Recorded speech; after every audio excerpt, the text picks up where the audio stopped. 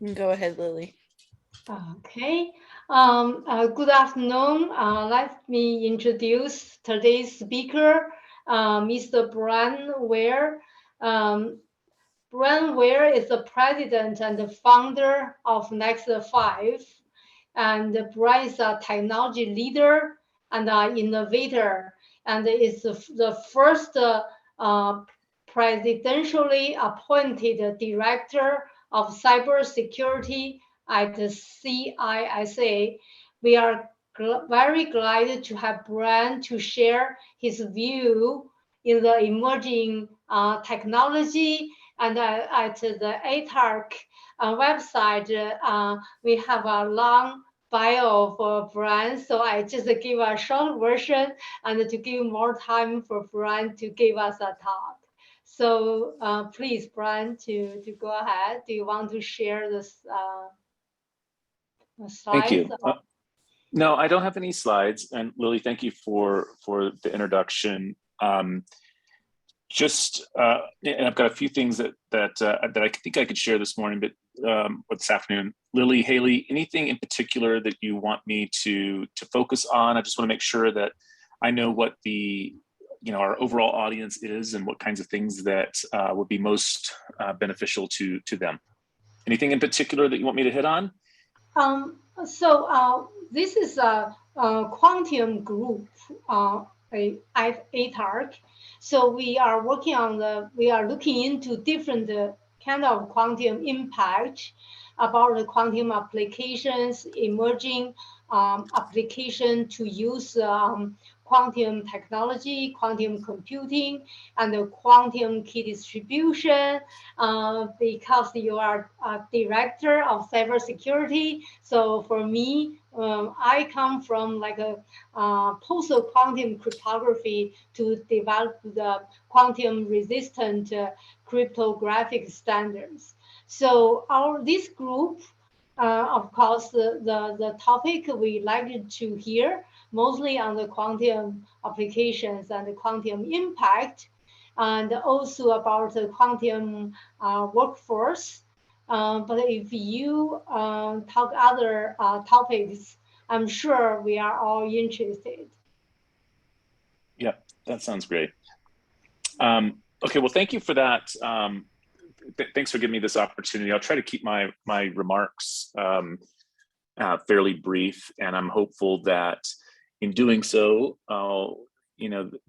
there's some questions or some discussion maybe that we can have as we go through this. So just Lily gave my background. I should say a couple more things about my background.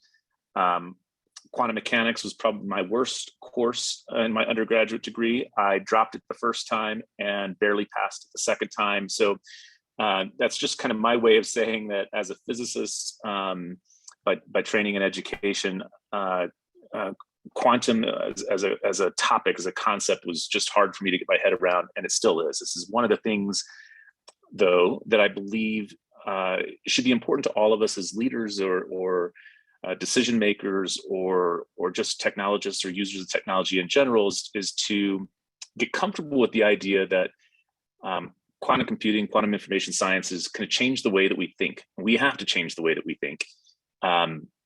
We're still in early days. There's much of this that isn't quite so early. It's been there's been a lot of developments and a lot of effort for quite some time, but we are still in early days. And I think it's just incumbent on all of us to participate in forums like this, start working to educate ourselves. And again, in my case, going all the way back to my undergraduate work, it's not a comfortable topic for me. It's one that I'm having to work really hard to think through. And so, I guess I'd just say, don't be embarrassed if that's you as well. Let's try to do the things that we can to increase our level of understanding, increase our familiarity with the subject matter. The second thing I want to mention by just kind of way of background is Lily mentioned the company that I started, Next5. We're in our second year now. Really what I wanted to do with Next5 was take a look at the critical and emerging technologies that are really going to define global success on a 5-year horizon. that would be the success or the importance of nations, of companies, of researchers. And so, we looked at a whole range of technology areas that are emerging, those that are going to have not just defining technological leadership, but also the economic leadership that comes from that. If you look at our stock market, 8 of the 10 most valuable companies in our market are technology companies. This is an area in which not just technology leadership is important, but also the realization that economic leadership comes from technology leadership. And then if you look at national security strength, national security, whether it's offense or defense or all of the above, those really flow from your ability to lead in technologies and your economic ability to invest in having a powerful military and the ability to acquire the technologies that military or that intelligence community may need. And so, I believed that even though I come as much from a technology background and a security background, that really the most important thing over that 5-year horizon for us is to try to focus on how can we lead in embracing these technologies. So when you hear me talk about artificial intelligence or quantum computing or whatever, my first instinct isn't to go towards a security consideration or a cybersecurity consideration, but it's really to think about leadership, technology leadership, and what are the things that we need to do to ensure that we leverage this technology to its greatest extent, that we are not falling behind in those critical and emerging technologies, and that we're thinking carefully about the way to be, the idea that the best defense is a good offense, rather than think security first. Let's think about use cases, generating value, generating economic returns, generating efficiencies. And yes, let's do that in a way in which we're mindful of the risks and mindful of the security considerations. So, with that, we identified 12 critical and emerging technologies. I've mentioned a couple of them already. So we had things that we track in artificial intelligence and autonomous vehicles and green technology, biotechnology, satellites and space. These are all things that we're just seeing so many dynamic changes, but also I don't think that it you have to be a rocket scientist or have a huge leap of faith to realize that those technologies are going to define success. They are going to impact societies and economies and ultimately national security on a 5-year horizon. Amongst the technologies that we focus on at Next5, one of the principal among those is our quantum information sciences, quantum technologies. And I would say that among the technologies that we look at, arguably and realistically, it is the one that is the furthest out. And so the question always becomes, and there's debate amongst experts, and there's a debate among non-experts about how quickly will quantum computing be important, and how quickly will it change. If you believe that it has the ability to change everything, then how quickly is that going to be upon us? And so maybe to start out, kind of double clicking into quantum just a bit, I'll say that among there are many positive applications of quantum computing that we're going to see. And I guess, by the way, I should say that under quantum information sciences, a little bit more broadly, there's quantum computing, which we're going to talk a lot about. There's quantum cryptography, quantum key distribution, so some security-related technologies that leverage quantum mechanics. And also quantum sensing. And we generally, I'd say that at least in the forums that I'm in the rooms that I'm in, there's more talk about quantum computing on the one hand and the need for perhaps quantum encryption on the other hand. But we shouldn't forget that there's a whole series of breakthroughs that are likely to happen in the quantum sensing world additionally. So just new ways of sensing, minute changes, everything, like evaluating the veracity of semiconductors or potential corruption of a semiconductor. So there's quantum sensing applications in many different areas. But I think when you hear about the positive impacts that quantum computing is likely to have, solving huge economic problems that are hard to solve in classical means right now, solving other financial market trading problems that are hard to conceive of right now. We're seeing some really interesting things happening in looking at biological systems that could lead to anything from drug discovery to kind of better understanding genetics that lend themselves really well to quantum computing. What often happens when we think about, we'll put our national security or other security hats on, is there's also the realization that quantum computers will likely be used to break the current standard encryption algorithms that we use today.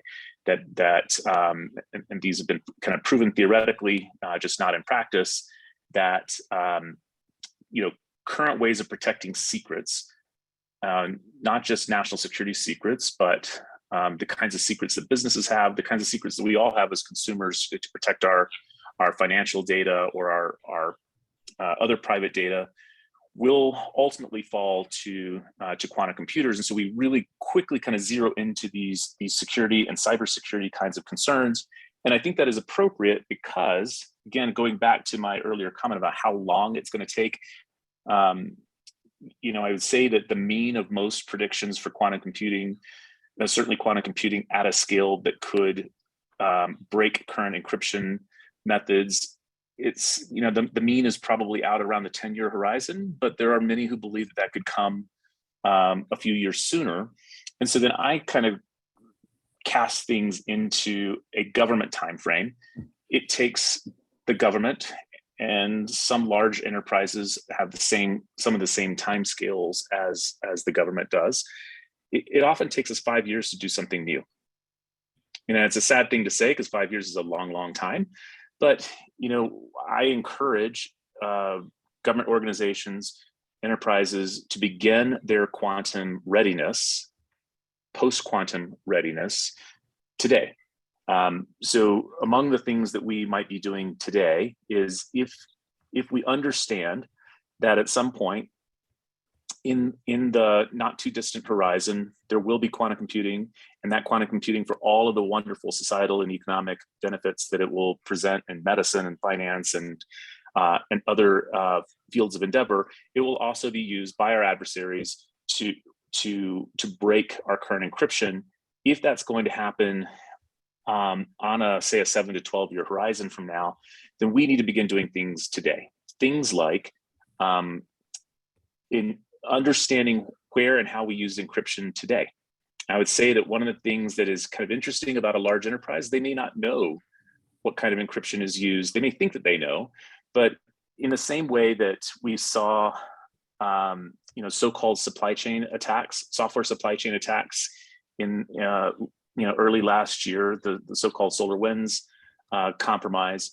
What I think that should tell us is that we don't really understand all of the technologies that underlie the technologies that we acquired. We don't know the various web services. We don't know, we don't understand the hardware components. And amongst and across those software components, those web services, those hardware components, there may be a variety of different encryption techniques. Some of them fairly robust. And often, by the way, we find over and over again that there are places where there's no encryption at all.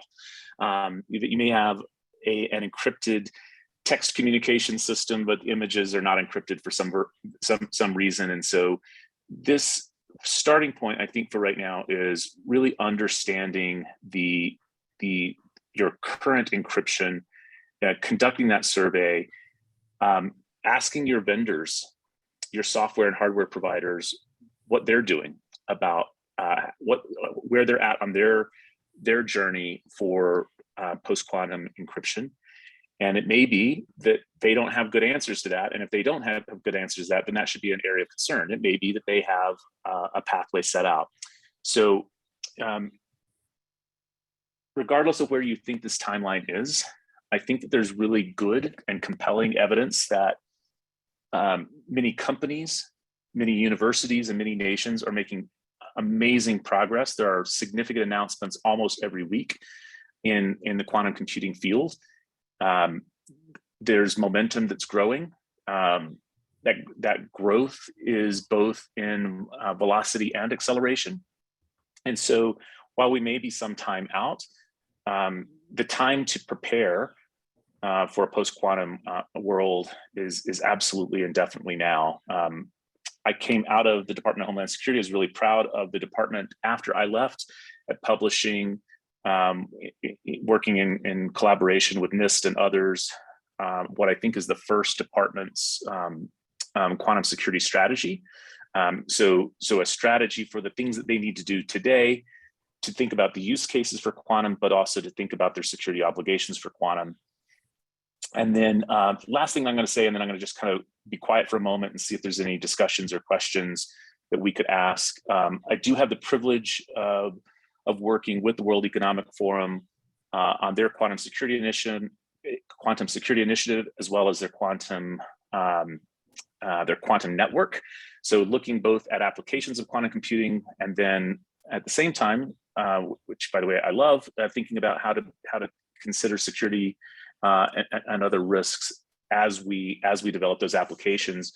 So one of the things that has come out of that work just recently, and I don't want to steal World Economic Forum's thunder, but we have a product that we'll be producing in the coming weeks that will try to define and provide good guidance to enterprises on a few different security measures and methods that are being discussed in some industries, very dynamically right now. So quantum random number generation, also known as QRNG, which is using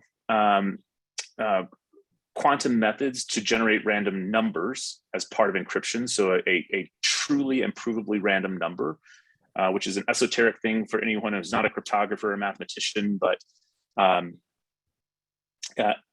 an area in which there are companies that have already been built that are providing QRNG solutions. So kind of describing that and deconflicting that with quantum key distribution, also known as QKD, which is essentially the encrypting the link between maybe where data is stored at rest and where data needs to go. So quantum key distribution, and then post-quantum cryptography, or just a way of taking kind of classical or current cryptographic methods and making that cryptography quantum resistant. So NIST will be announcing in just a couple of weeks now, I think, the selection of post-quantum cryptographic methods. Other countries around the world looking to NIST, certainly, as well as doing some of their own things.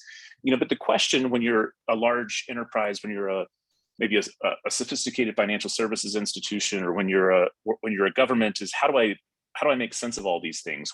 When do I need QRNG, or do I need QRNG? Is post-quantum cryptography sufficient, and for how long? And when do I need to worry about that? And then what is this quantum key distribution as well? And so World Economic Forum, where I've been participating, has been doing some work to try to provide what will ultimately be a hybrid recommendation. And that recommendation will look like begin to transition to post-quantum cryptography now. Realize that the things that you store, that you encrypt at rest, are still vulnerable at times of transmission, and think about that transmission, and quantum key distribution may be a means for that.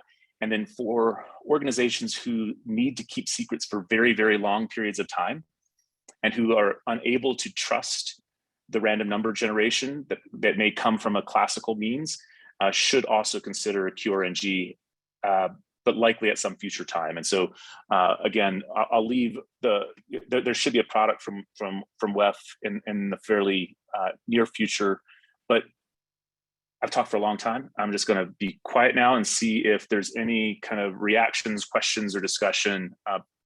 Admitting what I said in my very first sentence, I am not an expert in either. By the way, it turns out not only am I not an expert in quantum, I'm not an expert in cryptography either. I'm a decent strategist on technologies, and try to think about how to move us in a direction which we can win. Yeah. Yeah. Thank you, Bryan. So any question? Yeah, well, I put a question in there for Bryan about the World Economic Forum, and he followed up very well with his description on what they're trying to do with these hybrid recommendations. And Bryan, you're right on. As a group, we've been talking about these issues as you've described them, especially near the end, on how important it is for organizations and federal agencies to realize that they are subject to their data being harvested and cracked in a later time, and that organizations really should follow up on knowledge about QNRG applications now and enterprise things that are available. There are many good companies out there that can provide those kind of solutions. And the strategy, I'm really looking forward to when this hybrid recommendation is going to come out. Can you give us a little bit better idea on a timeline when it's coming? Yeah, I mean, in general, WEF runs on an annual cycle that ends in June.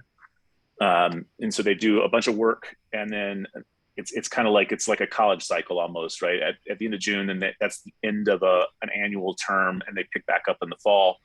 And so I think we'll have some intermediate products that'll be released, as early as next month. But most of the recommendations coming out of the Quantum Security Initiative should be made by June. Right. And looking at the drafts now, I think they're going to be great for use by government agencies as well as corporations. I'm seeing in the events that I'm taking place, not only some leading U.S. companies, but also NIST and others. So I think there's going to be both a good amount of U.S. input, but also the kinds of products that I think we and others will be able to adopt. Now, interesting, just one thing to note that something you said sparked is that even when we say something like post-quantum encryption and the work that NIST is doing, there isn't just one answer to that.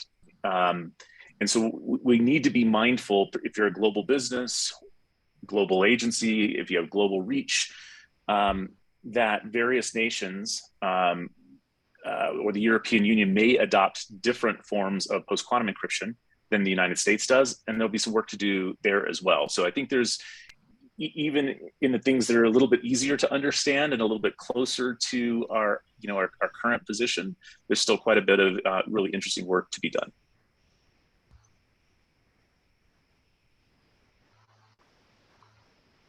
Anyone other question? Yeah, Bryan, I would just ask too. I think it's, from what I've seen, I appreciate your affirmation or your comments, that I don't think we necessarily recognize that even in a quantum world, there's going to be some period of overlap between continued advancement in classical computing and neural networks and progressive early stage advancement in quantum, where there'll be necessary quantum approaches to things that still don't exceed our latest advantages in a classical sense, until we've re-engineered our thinking around the algorithms associated with it, and then the physical and logical qubit manipulation. And appreciate your thoughts there. Jim, I mean, you're 100% spot on. And I would say that if you think about supercomputing, which is a word we used to talk a lot about 20 years ago, and supercomputing still exists today, but there were problems that you could only solve in a supercomputer. Now we have distributed computation and cloud computing, and you can solve lots of hard problems in different ways. I think in the same way, where supercomputers were only available to national labs and a few government agencies and maybe one or two corporations, in the early days of quantum computing, there will be scarcity, right? And so that tells us a number of things. It means that we'll still, most of us, be working in a classical world. There's going to be and for a long time, there'll be classical computing will be sufficient to solve many problems, and maybe even preferential to solve many problems, whereas quantum computing will be preferential for solving new class of problems. So we're not going to be in a binary mode ever. There's no switch that's going to say we've now exited the classical computing world and we're fully in the quantum computing world. We're going to be in that hybrid world. I think there's certainly, as far as out as I can see into the future. The key, though, is for particularly large organizations to begin making the steps now to the reality of quantum computing, not because they're going to let this old thing go but because there's something new that's coming that's going to impact all of us positively and with some risks associated. Okay, I've got 2 questions. You said you focus on technologies with, I think you said a 5-year horizon. So implicit in that, you believe in do you think there'll be practical deployment of quantum computing systems in the next 5 years? My second question, if you can answer it, is your company one that offers strategic planning for technology or novel technology itself? What's your business model, if you can discuss that? Sure. So 2 things. If you don't have a post-quantum strategy 5 years from now, you're in trouble. So whether we have, and there are problems being solved right now using quantum computing. They're just solved on a fairly small scale in fairly limited experiments. On the 5-year horizon, the scale will be larger, the experiments will be larger, they'll be more recurring, but 5 years is the horizon for readiness for quantum computing, not for seeing its ultimate benefit. And then in terms of our business model, we try to track what I call business intelligence on all of those technologies on that 5-year horizon, who the leading companies are, suppliers to those companies, patent holders, IP owners, financings, and so forth.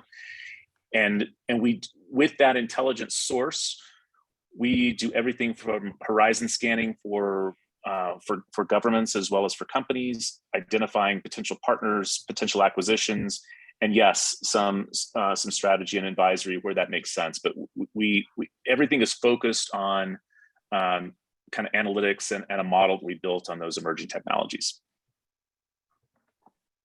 I guess we end this talk, and then thank you, Bryan, and for the very interesting talk. And today's discussion is very active, and you triggered a great discussions. Thank you, everyone, and thank you, Bryan.